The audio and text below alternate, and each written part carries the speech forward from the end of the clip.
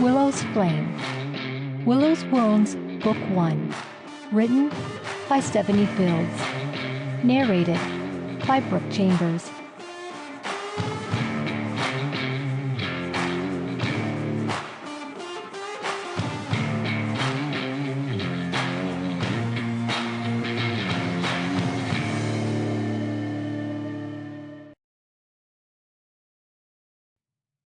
Dedication. This series is dedicated to my mom, dad, and exes. Without all the trauma you gave me, none of this would be possible. Chapter 1. Present Day, Willow.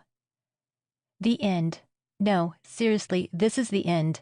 It only makes sense to start at the end because beginnings lead to it anyway. So, I'll give you what you're looking for right up front. It is a clear, starless black night. A cold breeze sets in, making the hair on my skin stand. My frizzy curls dance, smacking my face every 30 seconds or so. I keep my hands still, placed on my lap. I deserve to be slapped across the face. My eyes water with the sting of the crisp night air. The bottom sides of the bucket I sit on top of dig into the back of my thighs, leaving marks deep and blood red.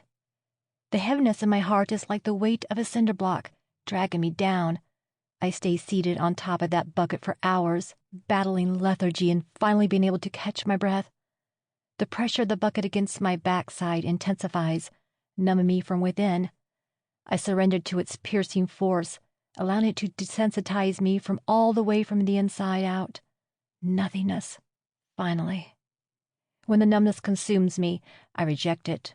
There is no hesitation as I jump to my feet and kick the bucket with all my might, propelling it across the field, tilting my head backwards like a coyote ready to call on its pack. I unleash a scream that echoes into the void, knowing full well it will remain unheard. Dropping down the cold, wet grass, I feel it ease up the indentations on the back of my bare legs. A mixture of emotion crawls through me, sadness, resentment, regret. It was all too much. I inhale a big gasp and hold it in as I swing my body to fall flat onto the ground, letting the earth become my bed to cry on. The tears well from deep inside and course down my cheeks. Anguish. I let out a moan and released a howl that would haunt a mother's nightmares with the thought of her daughter needing her, shattering every bit of her broken heart. My baby cried for me. Like a dark force has consumed me. I grab handfuls and yank out my luscious locks everyone just loves so much. Gritting my teeth, I pinch my arms black and blue until exhaustion engulfs every inch of my fiber, leaving me to hyperventilate. My chin quivers up and down as I curl into a tight ball, hugging my knees up to my chest. It's a comfort, albeit undeserved, for I am a murderer. I have taken life. Perhaps a few, give or take.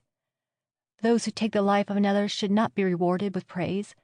No, I don't deserve this hug, to be embraced. You made your bed, now lie on it, my mother would say. And so I do.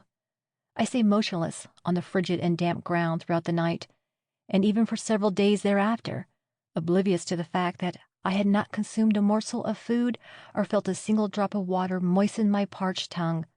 My mouth is dry, with cracks and peeling skin. I couldn't be bothered to care any longer. Why should I? Someone else out there does, though, and stumbles upon my body. I can just faintly hear a man and a woman talking to each other. Their voices get closer and closer to me. "Oh my God! Is that a person?" the woman asks, screeching with terror and uncertainty trembling in her voice.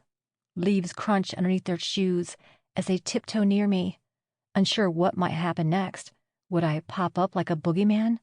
"Oh, my God. I hope not. I think it's a woman, though," the man answers back, pausing in between each word.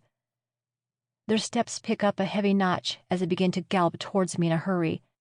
They must think I'm a victim of some brutal attack, with the bruises from my pinching tattooed into sleeves on my arms.